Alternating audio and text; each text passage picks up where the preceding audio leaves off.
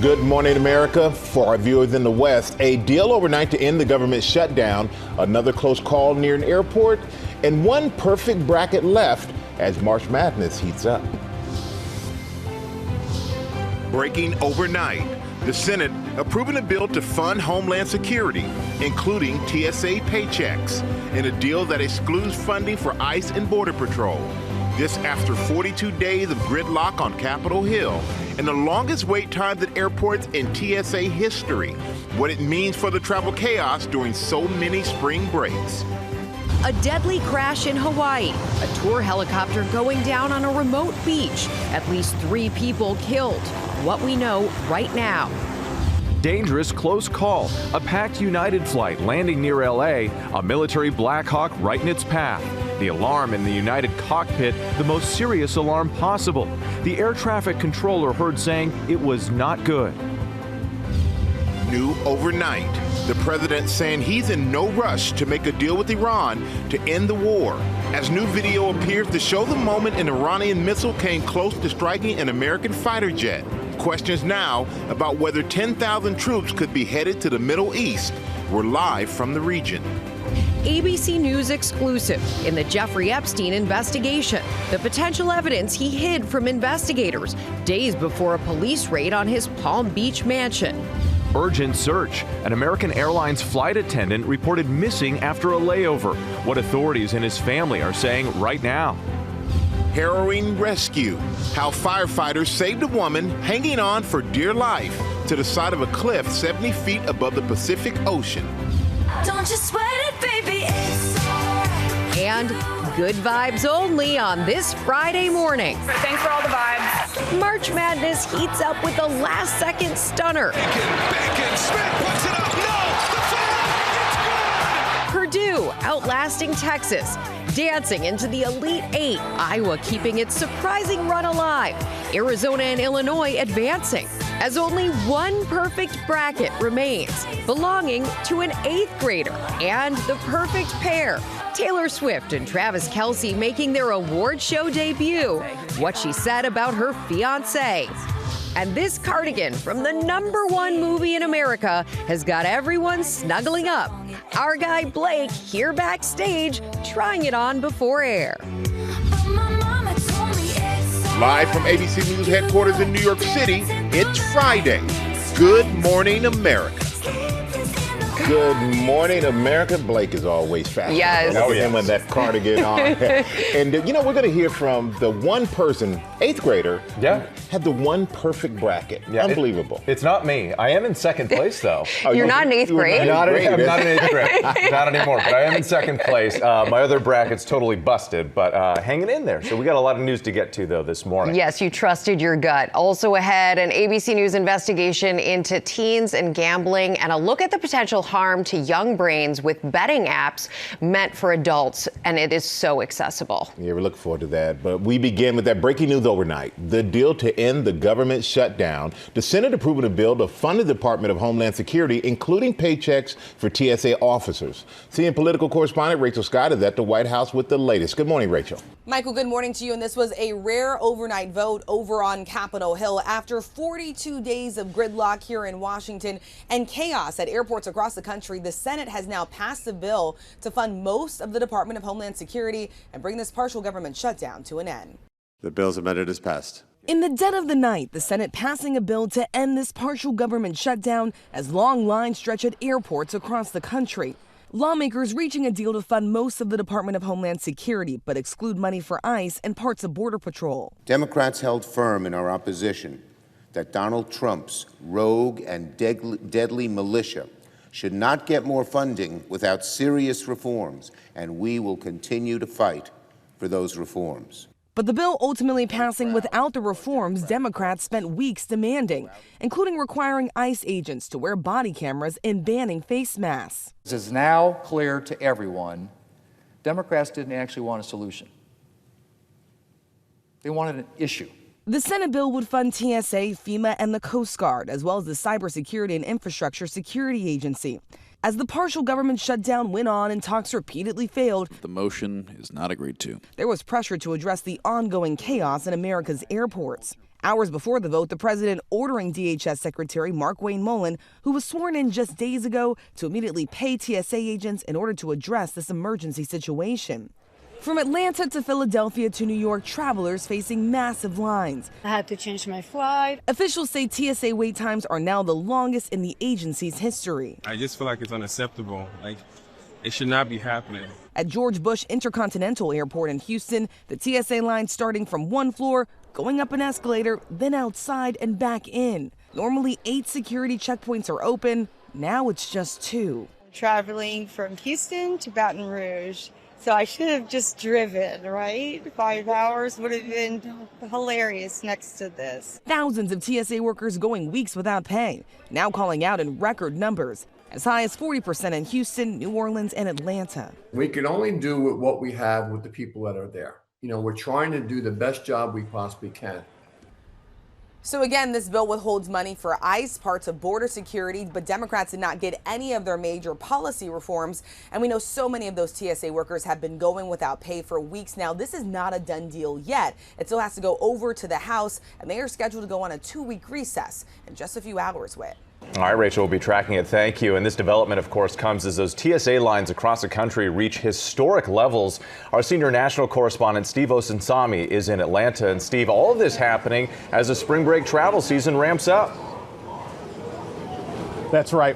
Passengers we've talked with here at the world's busiest airport this morning tell us that it's actually taking them longer to get through the pre-check lines. At pre-check, it's about an hour to an hour and a half to get to the front entrance of that security checkpoint. Here at the main checkpoint, passengers we just talked with tell us it's taking them about half an hour to get to the entrances directly behind me. Some of the longest lines we're seeing across the country are at Houston's Intercontinental Airport, where there's a big energy convention and 2 college basketball games happening in the city. In Houston, New Orleans, and Atlanta, around 4 out of every 10 TSA officers without paychecks aren't coming to work. The New York City airports, Baltimore, and Philadelphia aren't that far behind. The lines in Houston are so long, they're asking TSA workers from Dallas to travel across the state to help them out in Houston. Those ICE agents that people are seeing at the airport that the president sent to the airport, some of them are now being trained, and here in Atlanta, for example, are at the security checkpoints checking IDs and helping passengers with bag flow. Michael? Yeah, these lines are mind-blowing there, Steve. Hopefully the bill can get done and everybody can go back to work and make those lines a lot shorter. Thank you so much for bringing that to us. And we have some new news overnight. Tragedy when a tour helicopter crashed in Hawaii. At least 3 people were killed. Trevor Ault joins us now with what we know. Good morning, Trevor. Good morning, Michael. So officials say on Thursday around 3:30 in the afternoon, they were alerted that a helicopter had crashed into the ocean about 100 yards offshore of Kalalau Beach on Kauai. It's a pretty remote area, and we're told 5 people were on board, the pilot and 4 passengers. They say 3 people have died. The remaining 2 were taken to the hospital, and there's no word yet on their conditions. Officials say this chopper was operated by a company called Airborne Aviation. It's a tour agency in Hawaii that specializes in doors-off helicopter tours. An investigation is no doubt underway, but at this point, it's not yet clear what led up to this crash, Rebecca. Yeah, they really want to get to the bottom of that. Trevor, there was also another close call at one of our nation's airports, and a United jet was preparing to land when a U.S. Army helicopter suddenly entered its path. That's right, Rebecca. And this, of course, happens only days after that deadly crash at LaGuardia, an alarmingly close call here in Southern California. This chopper got so close that it triggered the most serious anti-collision alert in the plane. And even air traffic control can be heard saying afterwards, that was not good. This morning, the urgent investigation after a dangerous close call between a military helicopter and a packed 737 passenger jet landing near Los Angeles. Listen to the concern from air traffic controllers in the aftermath. We're going to be addressing that because that was not good. Authorities say a United Airlines flight with 168 passengers and crew on board was on final approach to John Wayne Airport when that helicopter crossed in front. The aircraft coming so close, it triggered the plane's anti-collision alert system. United says the jet pilot saw the chopper and after the alert, immediately leveled the aircraft to avoid it. The alarm that the United jet got in its cockpit was the most serious alarm possible. So it told that United jet, you need to level off right now or you're going to hit that helicopter. Air traffic control had warned the plane to be aware of traffic, but afterward asked what happened. Did you get traffic call reference to helicopter, or did they restrict your altitude or anything? And data from Flight Radar 24 shows when this happened, the plane and the chopper were only about a quarter mile apart when the plane leveled off. The FAA says they're now investigating. Whit. All right, another alarming incident. Trevor Alt for us. Now to the latest on the war with Iran, and new video appearing to show an American fighter jet in a close call with an Iranian missile aiming to shoot it down. Matt Rivers is in Doha, the capital of Qatar, with more. Matt, good morning. Good morning, Whit. Iran lashing out again overnight, an attack thwarted where we are here in Doha. More missiles being fired at Israel. Israel just this morning saying it will escalate and expand its attacks inside of Iran. That is the backdrop for these ongoing negotiations. This morning, dramatic new video appears to show the moment an Iranian missile came dangerously close to striking an American F-18 fighter jet. U.S. Central Command posting on X Thursday, no U.S. fighter aircraft have been shot down by Iran. But one source telling ABC News an F-18 operating in the region did narrowly dodge an Iranian missile over southern Iran in recent days. It comes as Operation Epic Fury nears its 5th week, with reports the Pentagon is weighing sending an additional 10,000 ground troops to the Middle East. The president signaling he's in no rush to strike a deal, but Trump extending the deadline for Iran to reopen the Strait of Hormuz by 10 days. And if Iran doesn't comply, the president says he'll bomb their crucial power plants. All these stories that get printed like, oh, I want to make a deal. They are begging to make a deal, not me. Despite Iran saying that direct negotiations are not taking place, Special Envoy Steve Witkoff saying a 15-point framework for a potential peace deal has now been delivered, with Pakistan acting as mediator. Iran, though, has not signaled any willingness publicly to accept the deal as is. At a lengthy cabinet meeting lasting roughly 2 hours Thursday, the president discussing a range of issues, including surging oil prices. It's not over, so maybe it'll go up a little bit more. It's all going to come back down to where it was and probably lower. Now, the president has said that Iran has let 10 oil tankers through the Strait of Hormuz, a sign, he says, that negotiations are proceeding well. But just this morning, the Revolutionary Guard reiterating that the Strait of Hormuz remains closed. They said they blocked 3 more tankers just this morning from transiting. Michael? All right, thank you so much for that. And we're going to turn now to and tell you that the war is taking a toll on the economy, and it's caused a concern on Wall Street with the big sell-off yesterday. Elizabeth Schultz is here with that side of the story. Good morning to you, Elizabeth. Hey, good morning, Michael. So the stock market is coming off its worst day since the start of the war. The S&P dropping nearly 2%. Almost immediately after yesterday's close, President Trump put out that post saying that the U.S. would again delay strikes on Iran's power grid. But that is not really helping stocks or oil prices this morning. Wall Street is still worried about a prolonged war. Oil is now up more than 40% in 4 weeks, and that has sent gas prices spiking at a record-setting pace. The national average now $3.99. The last time it passed $4 was back in 2022. We are also now seeing forecasts for overall inflation to exceed 4% this year because of higher oil. Before the war, that inflation rate was inching closer to the Federal Reserve's target of 2%. And mortgage rates are jumping up again, too. Right. And the key reason here is that the Fed is less likely to cut rates if inflation does stay high. So the average rate on a 30-year fixed mortgage now 6.38. That is the highest since September.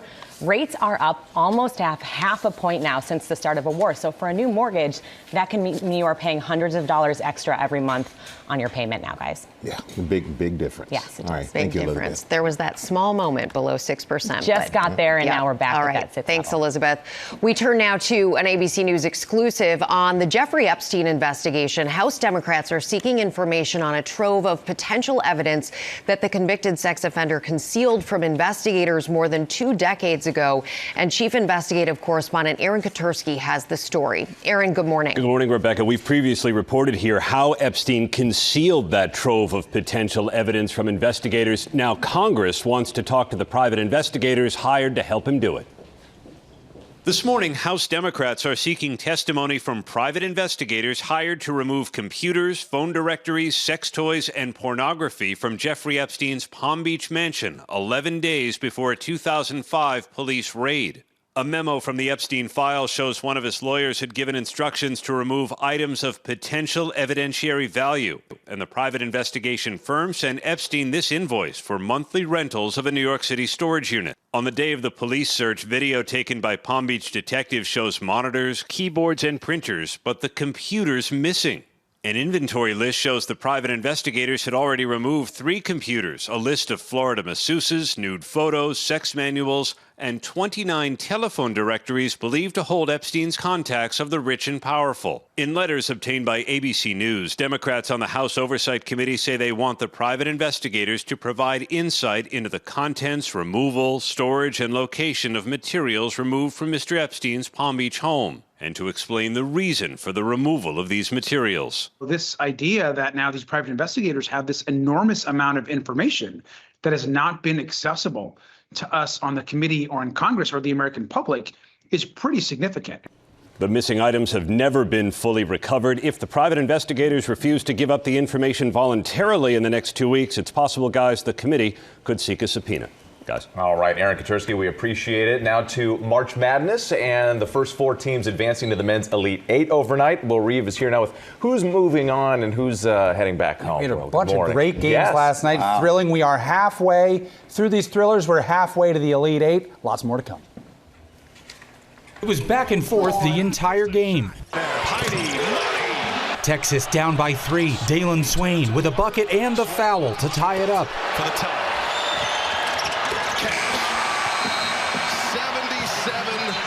77. But Purdue was not to be denied. Shaken, Bacon, Smith puts it up. No, the foul, it's good. With that tip in, the Boilermakers punching their ticket to the Elite 8, leaving just 0.7 of a second on the clock.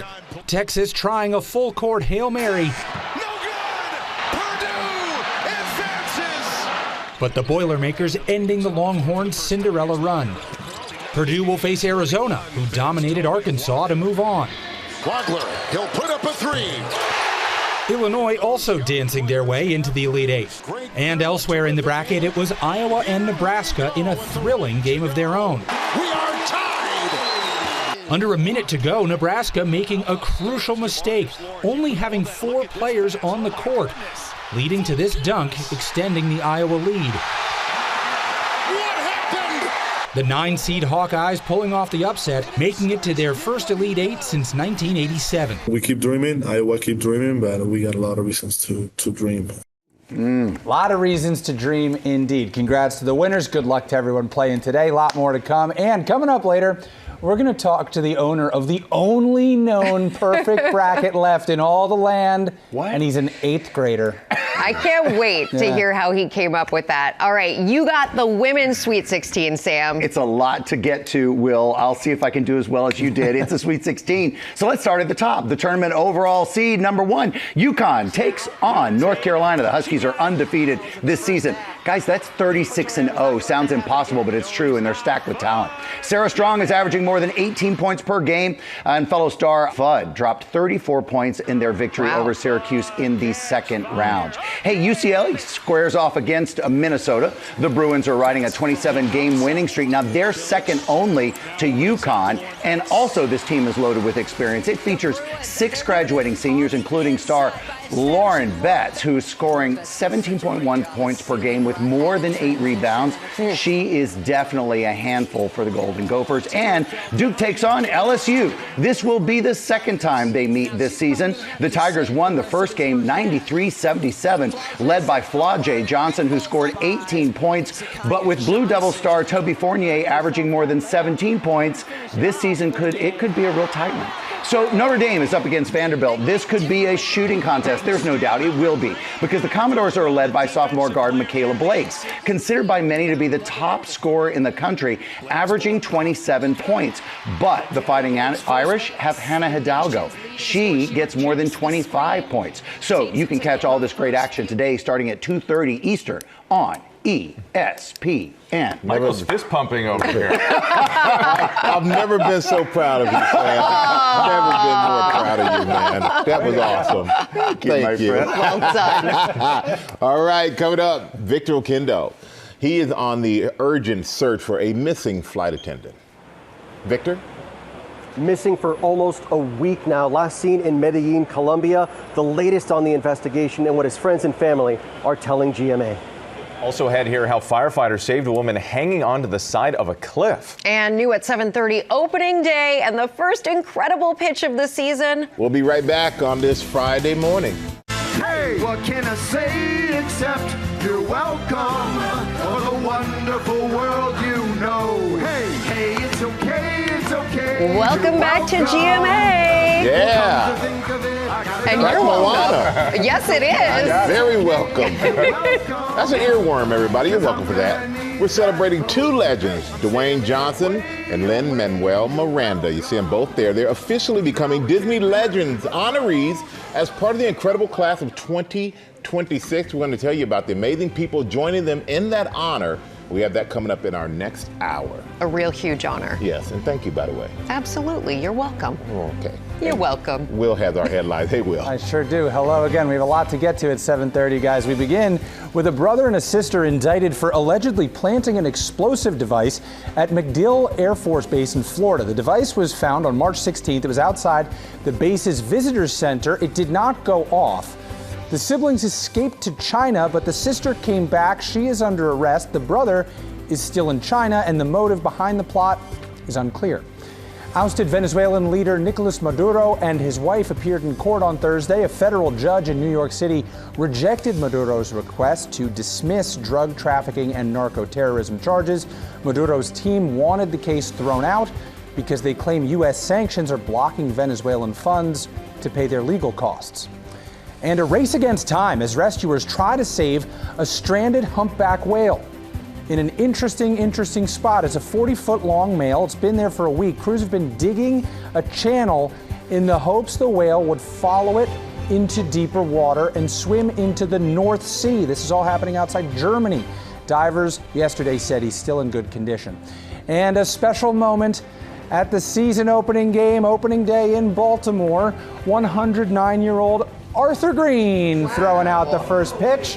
109, and his daughter Myra, who works here at ABC News, walked him out to the mound.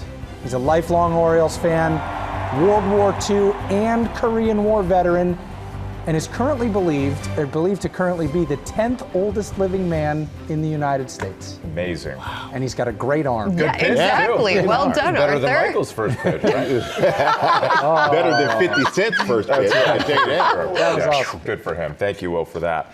We do turn now to the urgent search for a U.S.-based flight attendant who was reported missing nearly a week ago after a flight to Colombia. Victor Oquendo has the latest now on the investigation. Victor, good morning. Good morning. His last flight from Miami to Colombia, it was only supposed to be a one-night layover. Now those closest to him are desperate, telling us they just want him back.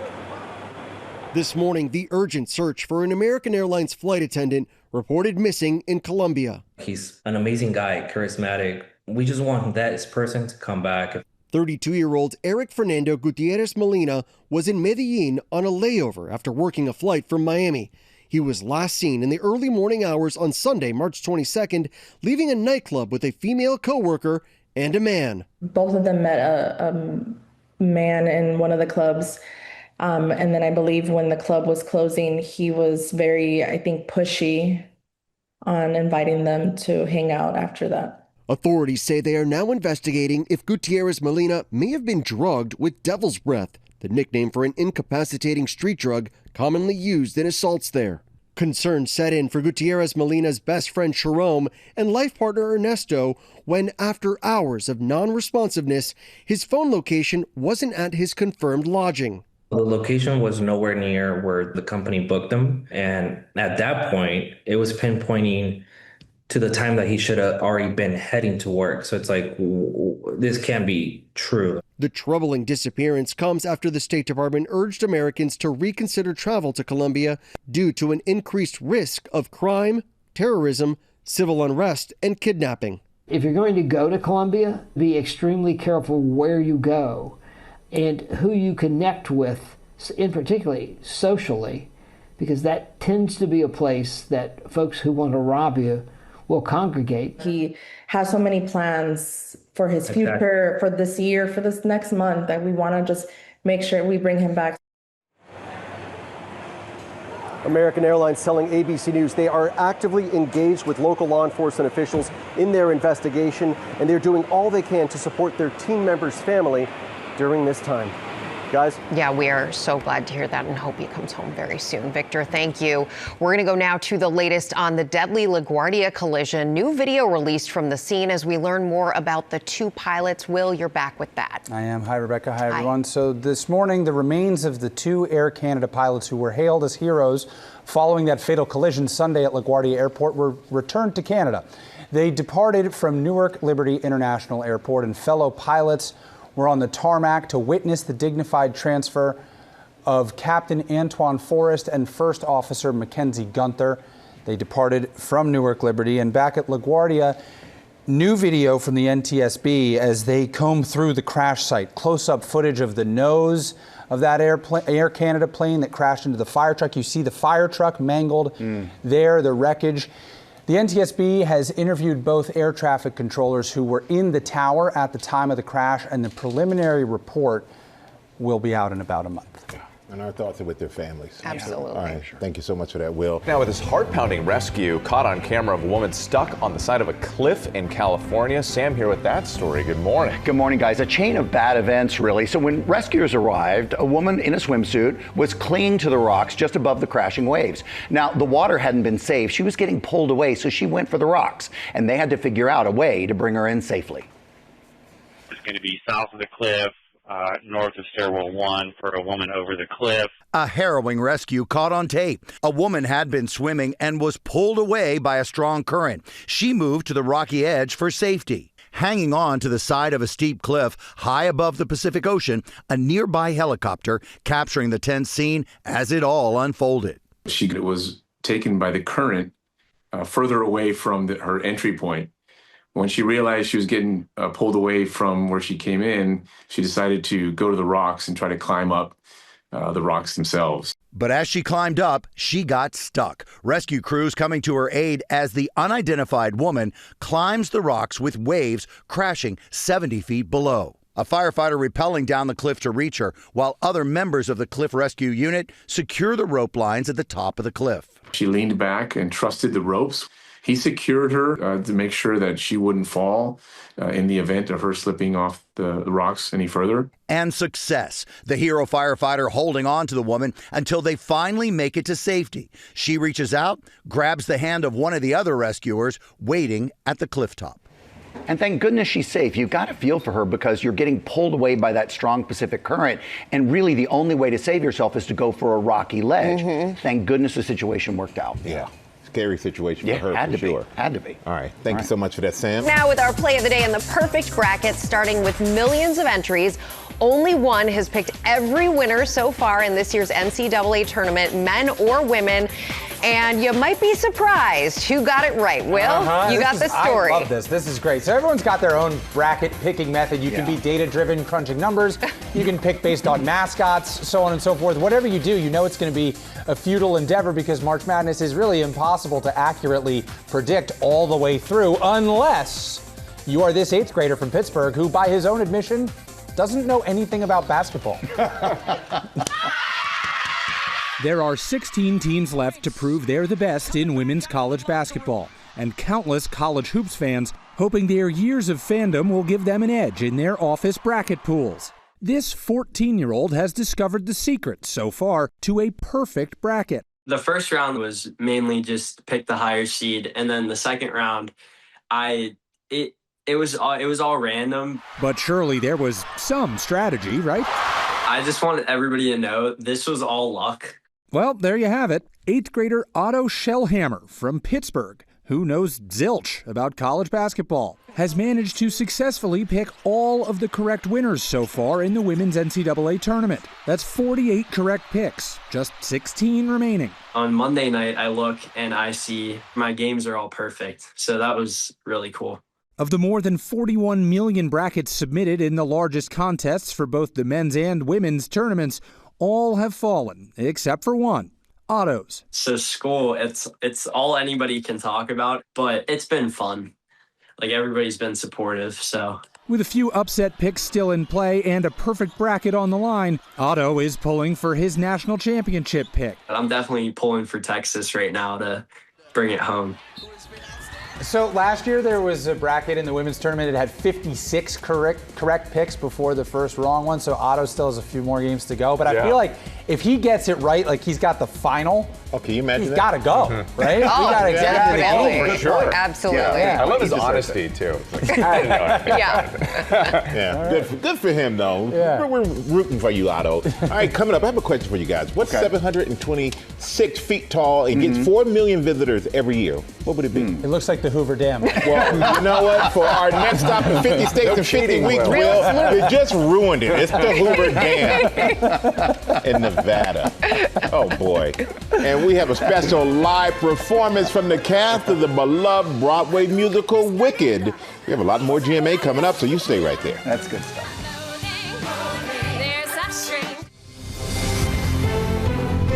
Good morning, America. It's 8 a.m. Breaking overnight. The Senate approving a bill to fund Homeland Security, including TSA paychecks, after 42 days of gridlock on Capitol Hill and the longest wait times at airports in TSA history. What it means for the travel chaos during so many spring breaks. Teens and gambling. I placed my first bet when I was 11. I probably had 15 apps. A look at the link between youth gambling addiction and betting apps meant for adults. Why some experts are calling it a public health crisis. The impact gambling may have on the brain. Taylor Swift and Travis Kelce making their award show debut last night. That's the way that I get to feel every single day of my life because of my fiance. How Taylor thanked Travis. What is this feeling? Fervent as a flame. And it's a wicked good morning. The cast of the hit Broadway show is here with the special performance, as they say, Good morning, America! live from ABC News headquarters in New York City, it's Friday. Good morning, America. Good morning again, everybody, and good morning to the cast of Wicked. Cannot wait to see their performance later in the show. Yes, and coming up, you are not going to destroy this sweater. We have Ryan Gosling, seen stealing sweater, how it's going viral after its debut in the #1 movie in America. Looking forward to that. Also ahead, Becky Worley is live at the Hoover Dam in Nevada. She's in the Silver State. Hello, Becky, for 50 states and 50 weeks, and she's going to give us a look inside where few people get to go. Now, that's going to be really cool, but first we have a look at the top stories. Breaking at 8, starting with the breaking news overnight, the deal to end the government shutdown. The Senate approving a bill to fund the Department of Homeland Security, including paychecks for TSA officers. Senior political correspondent Rachel Scott is at the White House with the latest. Good morning again, Rachel. Michael, good morning to you again. Well, after 42 days of gridlock here in Washington and chaos at airports across the nation, the Senate has now passed a bill to fund most of the Department of Homeland Security and bring an end to this partial government shutdown. So what's in this deal? Well, it funds much of DHS, but excludes funding for ICE and parts of Border Patrol. Democrats for weeks have been demanding changes to ICE, including requiring agents to wear body cameras and banning face masks, but they did not get any of those policy wins in this deal. Pressure has been mounting on lawmakers for weeks. TSA agents have gone without pay now for more than 40 days, many calling out sick, some quitting altogether. That's leading to the longest lines that TSA has seen in their history at airports across the nation. So this is not a done deal just quite yet. Yes, the Senate has passed this bill, but it now heads over to the House. They are set to leave on a 2-week recess in just a matter of hours. Rebecca? Yeah, and a whole lot of pressure to just get it done. Rachel, thank you. We're going to turn now to the latest on the trial of the Hawaii doctor accused of trying to murder his wife. His former boss is speaking out, and Rhiannon Alley is here with the story. Good morning, Rhiannon. Good morning to you, Rebecca. Gerhard Koenig's former boss says he appeared to be a gentle soul, but his wife Ariel says she had to fight for her life against the man she married. This morning, as the trial for the Hawaii doctor accused of trying to kill his wife enters its 5th day, the suspect's former boss is speaking out. They had everything going for them. I truly don't understand, what happened. Dr. Gerhard Koenig, a Maui anesthesiologist, is accused of attempting to murder his wife, Ariel, on a hike in Oahu after discovering she was allegedly having an emotional affair with her coworker. Prosecutors say during the hike, Koenig attempted to push Ariel off a cliff. When that didn't work, he allegedly tried to inject her with a syringe before repeatedly bashing a jagged rock into her head. Would it be hard for an anesthesiologist to commit murder? I would say no. The drugs that we have typically are intended to take you to the edge of death. Dr. Jonathan Waters was Koenig's boss and mentor, who says he was generally likable. He was a smart guy. As a doctor, I mean, he was quite intelligent, though my relationship with him was that of a supervisor and a mentee. I never saw Gerhard have a temper or lose his temper. Koenig's defense team claiming Ariel attacked him first and that he only hit her with a rock in self-defense. This case has so many shocking details and allegations from both sides. You can see more in a new episode of Impact by Nightline. It is streaming on Hulu and Hulu on Disney Plus now, guys. Wow. Yeah, just a really shocking case. Yeah, very shocking case. All right, thank you so much for that, Rihanna. And coming up in our GMA Morning Menu, teens and gambling. A look at the potential harm to young brains with betting apps meant for adults so accessible.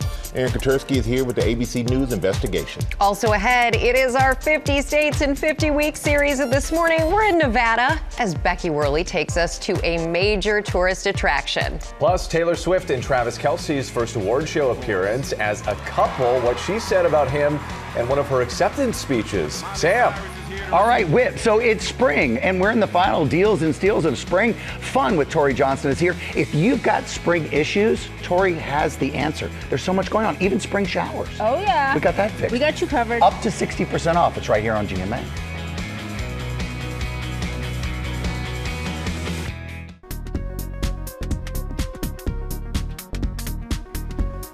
Looking like a nice day outside here in New York City. And back now with our GMA cover story, an ABC News investigation into teens and gambling. It's almost impossible to avoid ads for betting apps meant for adults. And a recent report from the Federal Reserve Bank of New York finds that as sports betting has become more popular, consumer credit health is suffering. Chief investigative correspondent Aaron Katersky is back with the story. Good morning again, Aaron. And good morning to you, Michael. It's March Madness, right? Americans are expected to bet more than $3 billion. And it used to be you fill out a bracket and you wait weeks for the winner. But now the action is fast, the outcome's immediate, and experts say that's putting kids at risk for addiction.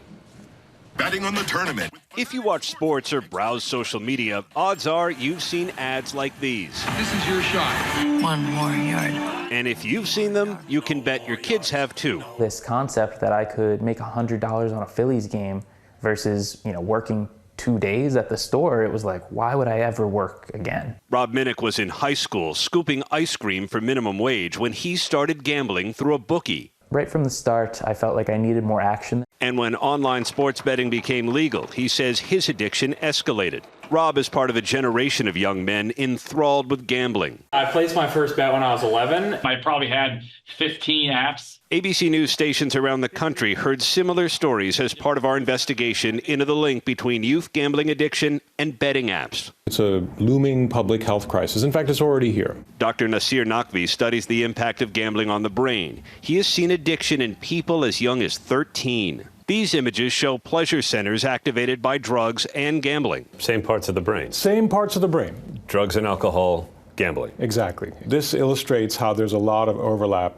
between gambling disorder and substance use disorder. And chances to live bet from the first down to the final whistle. Experts are warning that a new type of gambling is especially dangerous for young brains. Micro betting throughout the game on almost any moment. A putt, a free throw, a pitch. Place your bet, get your fix. And keep going. It doesn't stop. The money is a big draw for states, too. Numbers crunched by ABC's data team show online sports books generated at least $3.7 billion in taxes last year. In New York, gaming apps brought in more than $200 million more than table games and slots in 1 month alone. A trade group representing some of the biggest sports betting apps says the industry has a zero-tolerance policy for youth gambling. In addition to age restrictions in their apps and on their ads, they require a social security number and bank account to register. Our companies continue to communicate One, that this is an entertainment exercise and not a wealth creation exercise, an adult entertainment product for adults only. Rob placed his last bet in 2022. Now he's built a following on social media where he works to help others avoid his mistakes. No one cares enough about the gambling addicts except for ourselves to do anything about it. If it means that I have to make TikToks out of my little cubby in my second bedroom here until the day that I die, I guess that is what it is. Multiple states are now weighing legislation to regulate these apps, but with so much money at stake, nothing is happening fast. And sports betting is so prevalent among young people now, experts say it should come with the same kind of warnings that parents often give about alcohol and drugs. Yeah. Wow, yeah, really alarming. Aaron Katursky for us, thank you so much. All right, we do want to turn now to 50 states in 50 weeks. We are visiting every state as we count down to the country's 250th birthday in July, and number 36 on that list is Nevada. Becky Worley is there at one of the state's most recognizable landmarks and biggest tourist attractions, the Hoover Dam. And Becky, you're giving us a rare look inside. Whit, good morning. It is an engineering marvel behind me, and it's a testament to Nevada's people and its place in the West. Rising 726 feet over the Nevada and Arizona border, a cultural icon cemented in Hollywood films like Superman, Transformers,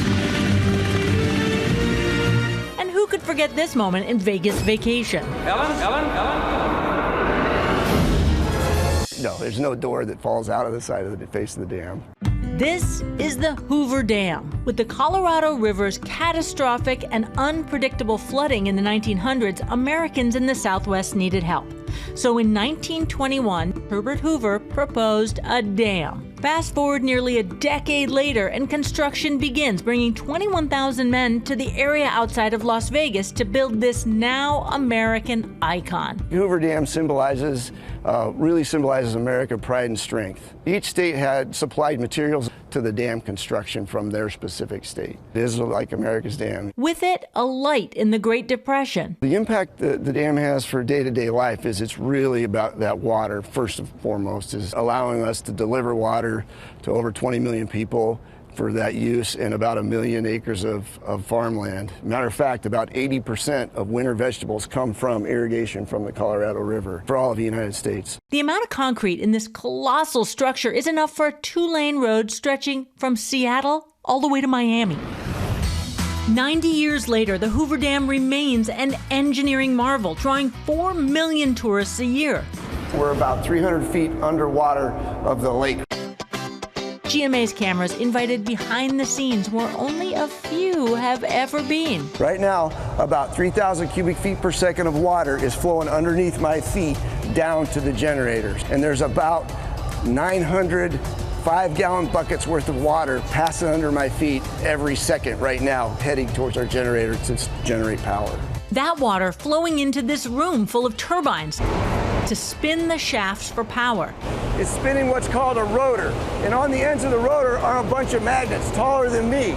Those magnets spin past a copper bar, and that's what generates electricity. That rotor weighs about 1 million pounds and is spinning at 180 RPMs. So the power's going into the grid to California, Nevada, and Arizona power customers. It's about enough power for 300 to 350,000 homes a year. Crazy fact about the dam, at its base, it's 660 feet wide. That's 2 football fields wide of solid concrete. And then you go up 726 feet to the top, and it's only 45 feet wide of concrete. Truly, you guys, one of the most amazing engineering marvels I have ever seen. Wow. Love all those details, too. Becky Worley, thank you so much for that. All right, time now for Pop News with Sam. Yeah, Becky, when you put it that way, it's pretty big deal. All right, and big deal, Friday Pop News. Let's get going this morning with the emotional finale of Love Story, JFK Jr. and Carolyn Bessette. Now, fans watched, and I mean we watched, as the final episode of the hugely popular season showed John and Carolyn fighting to keep their relationship intact before bringing everyone back to the scene you remember from the show's first episode of John, Carolyn, and her older sister Lauren getting on that plane for the tragic final flight. Sarah Pigeon telling Vogue earlier this year that the focus of the entire cast and crew was to be gentle, respectful, and careful, telling this real-life story, showcasing the love between the couple and the incredibly strong connection that carried them through to that tragic ending. The final episode, the entire season of Love Story, JFK Jr. and Carolyn Bessette, is streaming right now on Hulu and Hulu on Disney+. And it is. It's been an amazing series. It's been a juggernaut ratings-wise, right? All right. Now, it's a pop news first. Taylor Swift and Travis Kelce, the power couple, appearing at, believe it or not, their very first ever awards show together since their relationship became public in 2023. As the New Heights podcast joked on Instagram, the couple made it out of the house, if you will, and for a good reason. Swift took home 7 iHeartRadio awards, and she thanked her fiancé in really the sweetest way. Take a look. This album probably also feels very happy and confident and free, because that's the way that I get to feel every single day of my life because of my fiance, who's here tonight. So thanks for all the vibes. Whit just offered me a tissue. Yeah, I mean, come on. I mean, right? Come on. That's the sweetest. Michael was taking them all, though. Come on. It's worthwhile in case anybody needs one. Huge congrats to the winners of the night, but really, congratulations to Swifties, because you get to celebrate that momentous occasion. And finally, Project Hail Mary is Out of This World movie, sitting in the #1 spot at the box office, with critics and fans loving the screen adaptation starring Ryan Gosling. But there's one unexpected star of this film that's going viral. And we're talking about a sweater, people.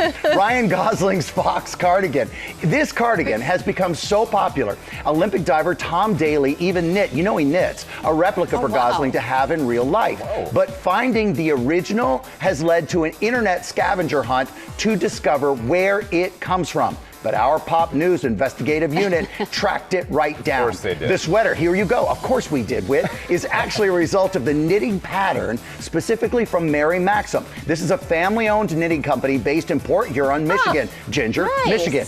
We We are lucky enough to have one here in the studio. So thanks to Mary Maxim. Owner Mary Maxim, Mitch, tells us the designer who started the company 70 years ago came up with this pattern, and now the yarn and pattern kit have been fully sold out on their website. Wow. So come on, let's see. Sam. Go Sam. Well, I mean, we got it. Thank you, Blake. We got it. Weezer. We gave them the flowers. Wait, how do I? Is this Put on okay? the sweater, Sam? I do know how. It was inside out, One Michael. arm at a time, Sam. All right. Oh, looks good. So this. Yes. Just like Ryan Gosling. I love this. This has to go back. This really, looks this has to great, go back, Sam. Emily. So Ryan Gosling, but you know who I think really wore it best? Do we have a picture of Blake, who just came out? Our stagehand. Actually, he's our props master. I will never look as good as Blake in this. Oh, he looked look good. at that. That is a man. That's a supermodel. It's that meant nice to be a tall model. collar. Yeah, this is Michael, come on, you want to try it. Blake is standing over there because he wants it back. Did you know that? This thing is fantastic. All right, we're going now to the last day of Deals and Steals Spring Fun. And this morning, Tori Johnson is helping us with a closet refresh, bringing savings on clothing and accessories. Tori, it is great to see you. Hello. And you brought some real spring fun. We did. So you can kind of cozy up in coordinated comfort here with PJ Harlow. Nice. Every piece is sold individually, so you can really mix and match to create the set that works best for you. We've got tops, shorts, capris, tees, tanks, you name it, in 2 different fabrics. It's the really like soft satiny fabric, and then there's Supima cotton that has just the right amount of spandex in it. These are pieces that are great for traveling, lounging, running errands, you name it, and it's all 50% off. Excellent, and it lays so nicely. It does lay beautifully. 8-Trex. Okay. So these are all about shoes that fit, feel, and function better, because they're really designed first with data that is all about helping us to feel the incredible arch support that's designed to be able to help with common foot conditions, plantar fasciitis, heel and foot pain, to really enable your foot to be stabilized, steady, great traction as well. Then they add in the fashion and stylish part. So we've got lots of different heels and wedges here that are just great as we head into spring and summer. Everything from 8-Trex, 50 to 60% off, and plus from this brand, free shipping. Excellent. Can't beat that. And this is lightweight too, too, so you can imagine lightweight. it's not going to hurt you over the day. Exactly. Yummy. If you like to wear shapewear, this is a great brand because it's all about just smoothing a hug, not squeezing, suffocating, not too constrictive. We've got lots of their favorites from their shaping leggings, shaping tees. We've got these shaping bottoms that I especially love because they've got this 2-inch extra kind of band here that's double ply, so it's like really great little tummy shaping. It's not running down. Exactly. Yeah. Not running down. Fits and feels fabulous. Everything's 50% off. I like this fabric It's too. a very nice fabric. All right, Rains. We got Aaron came over and told me he loves Rains. He's got a Rains backpack. Sam's favorite is Rains.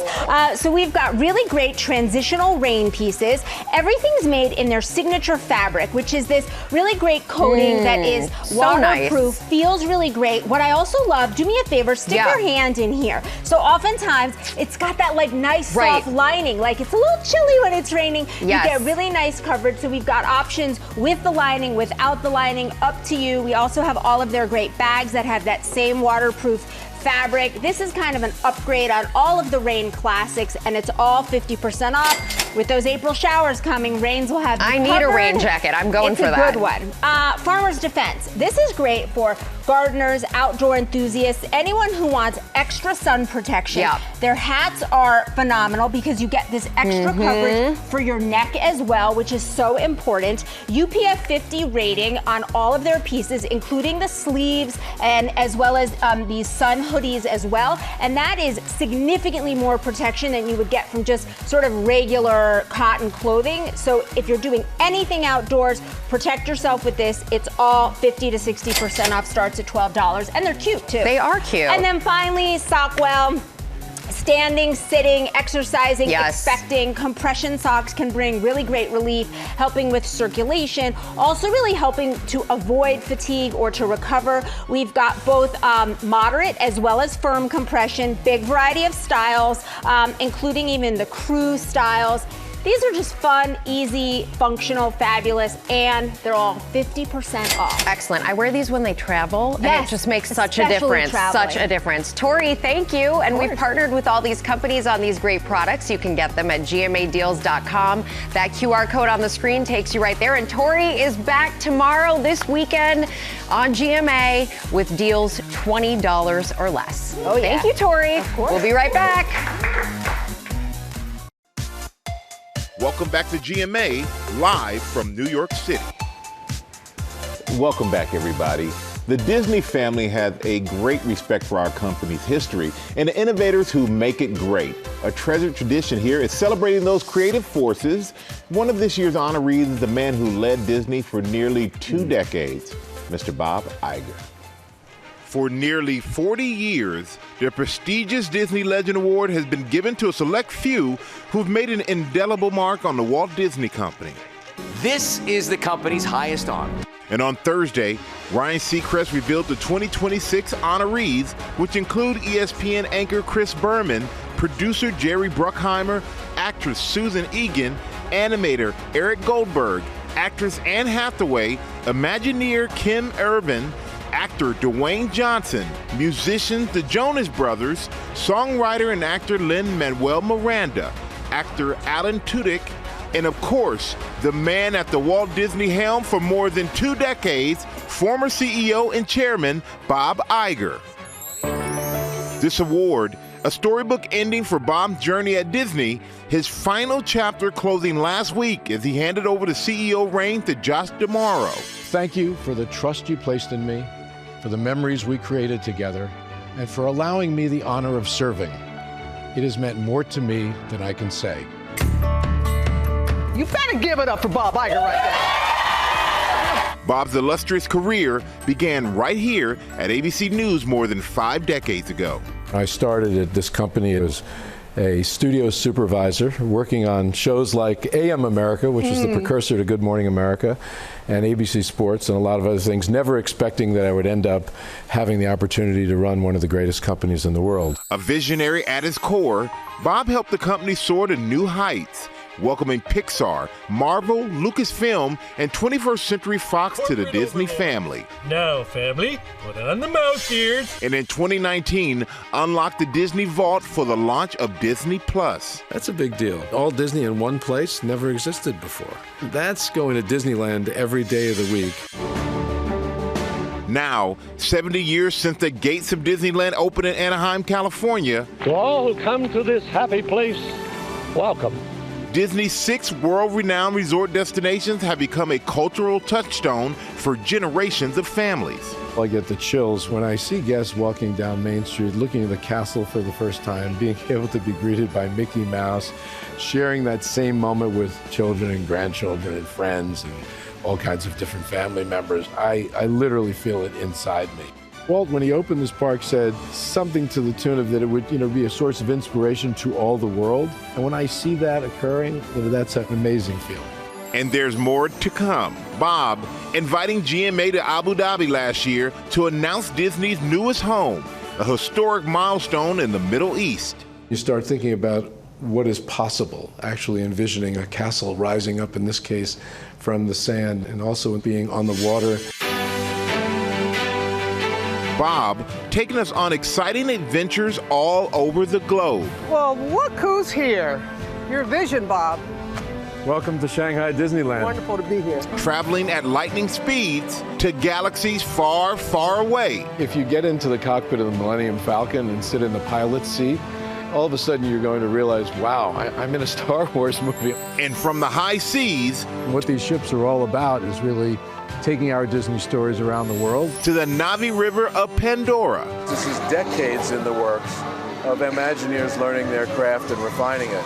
Bob giving us a front row seat to all of the Disney magic. You're out of breath, Rob. Oh, how's my hair look? I love what I do. I love the people I work with. I love the ride of the lifetime that I've had. But before we send him off, we gave Bob the chance to do one more job. I just want to say to George and to Michael and Robin, thank you very much. And good morning, America. I've always wanted to say that. I don't know that I've ever had a chance. Now, in the words of Elsa. Bob, we don't want to, but we've got to let it go. We got to let you go.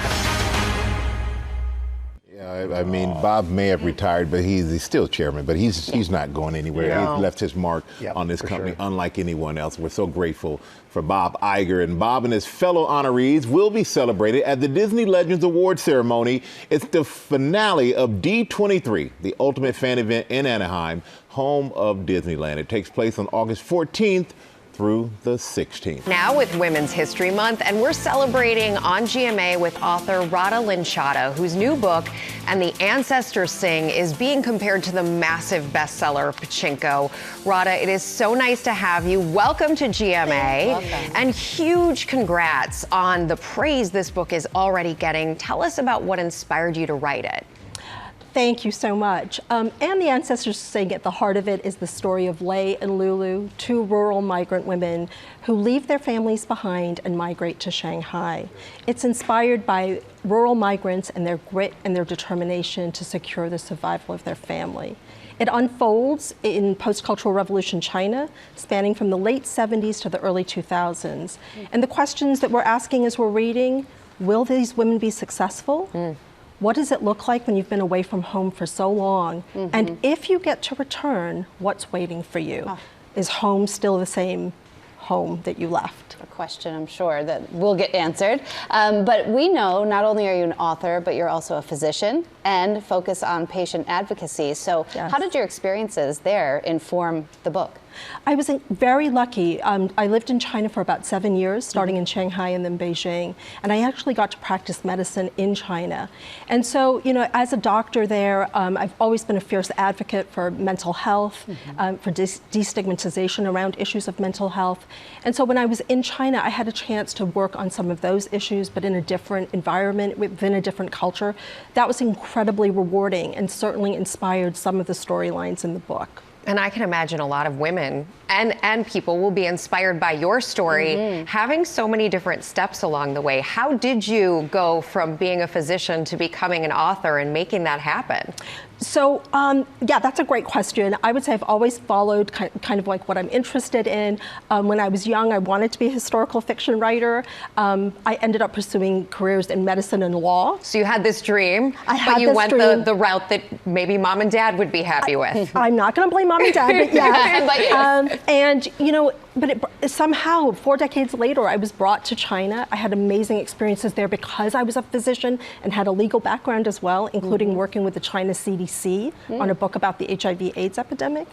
And then my lived experience, meeting people, meeting patients, meeting the people who lived in my building, sharing stories, many of them themselves rural migrants, all of that came together. And then I found myself saying, oh, that 12-year-old dream, you know, my 12-year-old self's dream of writing a book.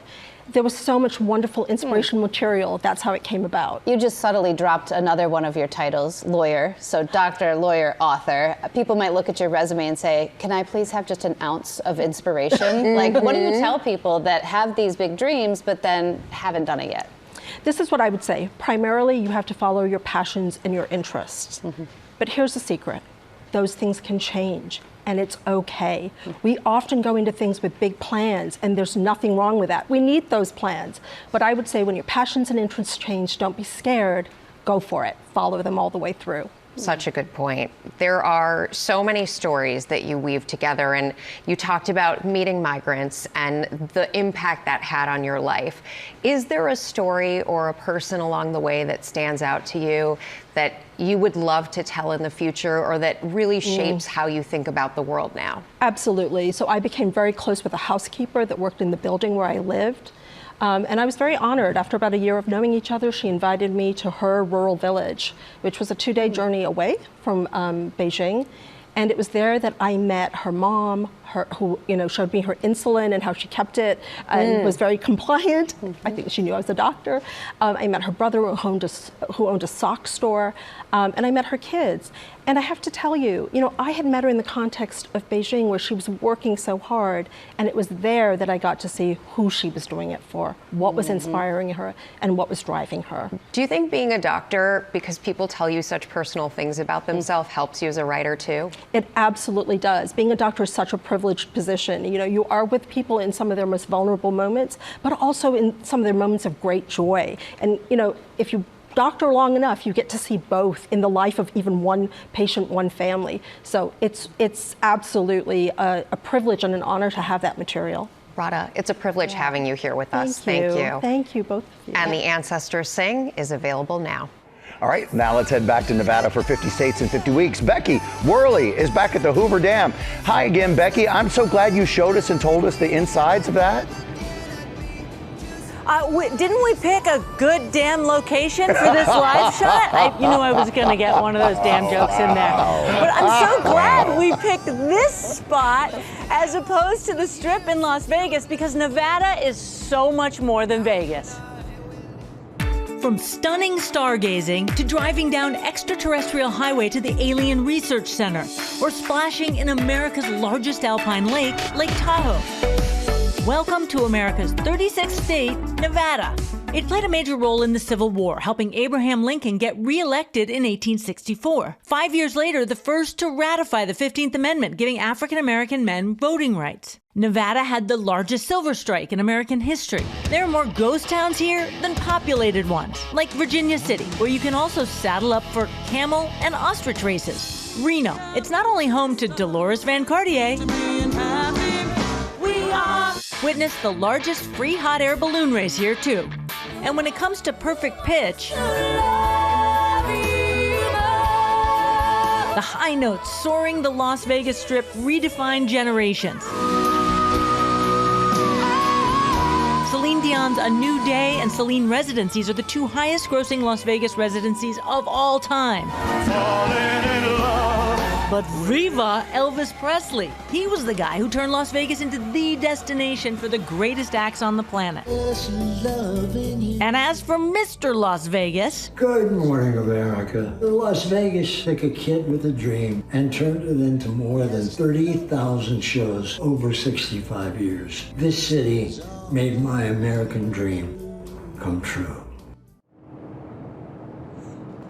Now, a riveting fact about Nevada's history. Look at the pocket of your jean. Is it sewn in? No, I bet there's a piece of metal there. Well, that was invented in Reno, Nevada, right around 1870. Jacob Davis decided that pants pockets were the weak point of these pants that were getting shredded in the gold rush. So he created a metal piece that anchored it to the fabric. The rivet was born right here in Nevada. I promised you a riveting story. I gave you a riveting story. You delivered. Damn, I'm good. It is riveting. That was a double one. Yep. A double one. All right. Coming up, guys, that was great, but this is even better. You don't want to miss this performance live in our studio. What is this feeling? Performed by the cast of Broadway's Wicked. Becky, you're incredible. Woo. We're back now with the musical sensation Wicked, which has been thrilling audiences on Broadway and around the world for 23 years. It's currently the 4th longest running musical in Broadway history. And this morning, we have the show's newest Elphaba and Glinda. Here are Carrie Renee Fuller and Emma Flynn and the cast of Wicked performing What Is This Feeling?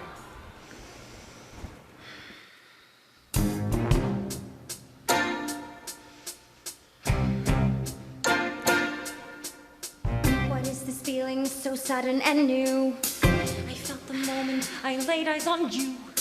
My pulse is rushing, my head is reeling, my face is flushing. What is this feeling? I've heard it as a flame. Does it have a name?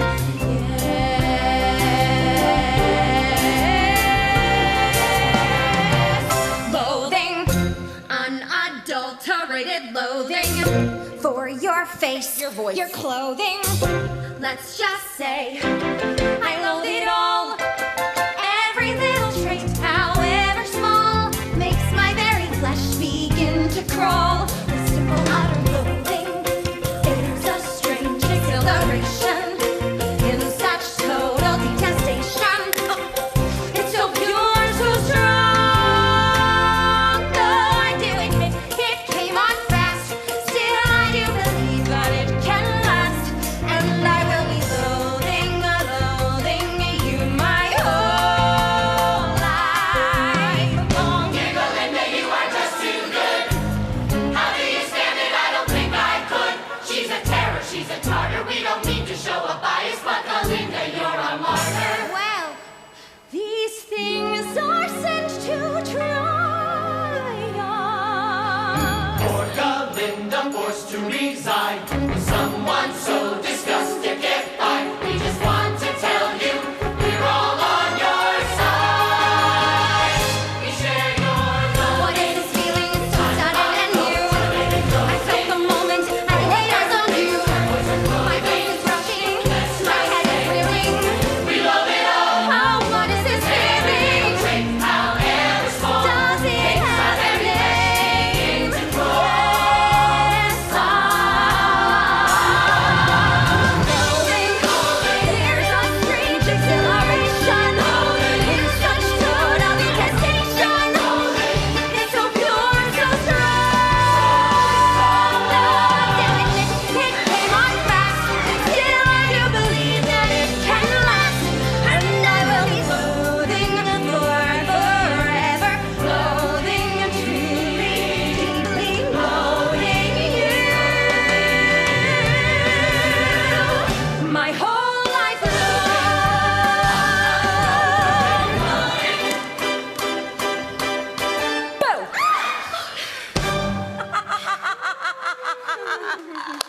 We want to thank you for joining us on this Friday, and also a big thank you to the cast of Wicked for that incredible performance. That was outstanding. Meantime, Betrayal, Secrets and Lies, based on the #1 true crime podcast, is coming to prime time. The new weekly docuseries will tell stories of stunning duplicity, from secret lives to financial ruin, and so much more. It sounds very juicy, and it premieres Sunday at 10 Eastern. Right here on ABC. Thank you to Becky Worley and the team in Nevada. Yeah. Sam's not taking the sweater home either. Have a great day. Bye-bye.